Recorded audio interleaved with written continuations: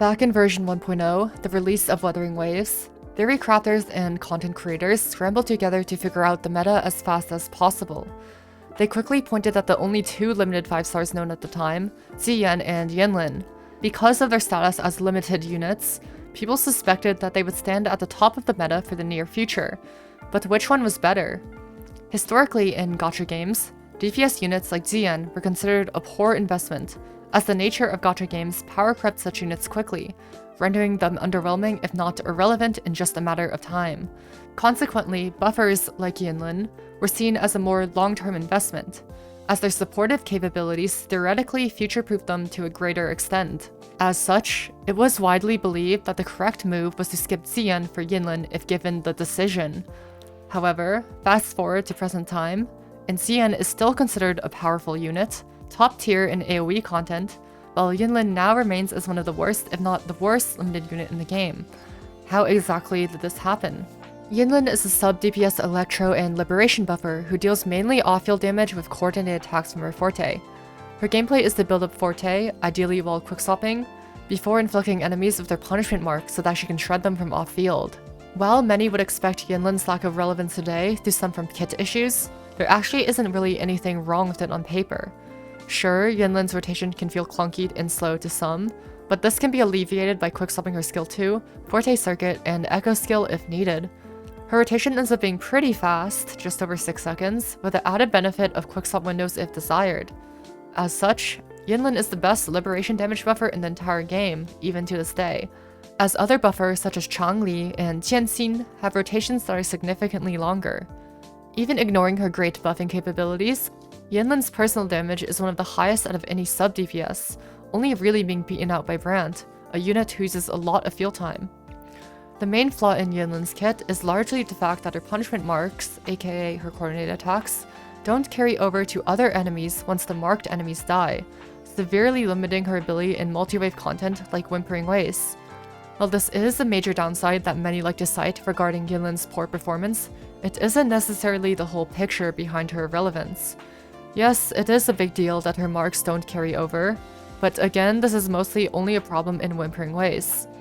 There are plenty of other characters like Jinshi or Ziyan who are highly praised despite having more lackluster performances in some endgame modes because of their prowess in another. Meanwhile, Yinlin seems to struggle in all endgame modes despite her very strong kit. So why is that the case? The issue stems from her lack of teams. Remember how Yinlin's main role is that of a liberation buffer?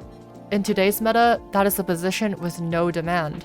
Currently, there are only 2 units in the game who mainly deal damage with their liberation. Lupa, who has overall mediocre personal damage as her main role is to buff mono fusion teams, and Xiangli Yao, a DPS released back in version 1.2. Xiangli Yao is a weird unit. He is an Electro Liberation DPS, so you'd think he would fit Yinlin's criteria perfectly. As a main DPS, however, Xiangli Yao's damage is poor by today's standards. To clarify, yes, he can clear endgame content, but DPS Alto can also clear endgame content, so that's not really a bar we should be judging anyone by. However, in comparison to the rest of the premium cast, Xiangli Yao is a subpar unit, likely the worst limited DPS in the game. A saving grace he does have is his many quickswap windows, but unfortunately Yinlin cannot abuse them as swapping out of Xiangli Yao means that he will lose Yinlin's buffs. The result? Xiangli Yao ends up performing better by just quickswapping with Changli. In conclusion, Xiangli Yao ended up being a quickswap unit pretending to be a main DPS, unable to fully abuse the buffs Yinlin could provide him. Surprisingly, there is one more team that Yinlin actually fits into very well, the Jinshi team. On her release back in 1.1, Yinlin was Jinshi's best partner before Zhezhi slightly edged her out the following patch. However, contrary to popular belief, she still remains as her second best unit by a close margin, surpassing even skill damage buffers like Brandt and Cantarella. It's interesting since Jinshi is a skill damage DPS, meaning Yinlin would theoretically be a dead weight if it weren't for her coordinated attacks and raw personal damage. Credit where credit is due. This is an area she doesn't get enough respect for. After all, she nearly matches Zhezhi's potency in the Jinshi team, despite having almost nothing going for her, brute forcing her place into the position with raw damage. In my opinion, this more than proves Yinlin's potential as a unit. It's just unfortunate that no unit can effectively use her buffing. Since the release of Xiangli Yao over a year ago, there hasn't been a single limited Electro unit or Liberation main DPS in the game, let alone one for both, meaning that there is simply no opportunity for Yinlin to use any part of her kit. It would be like if Fugue released in Honkai Star Rail and they suddenly stopped making break DPSs, which they kinda did, or if they released Farina in Genshin and stopped making healers. However, there is a silver lining to all of this. All Kuro Games really has to do is make a Liberation DPS, assuming they don't directly power creep Yinlin with another buffer.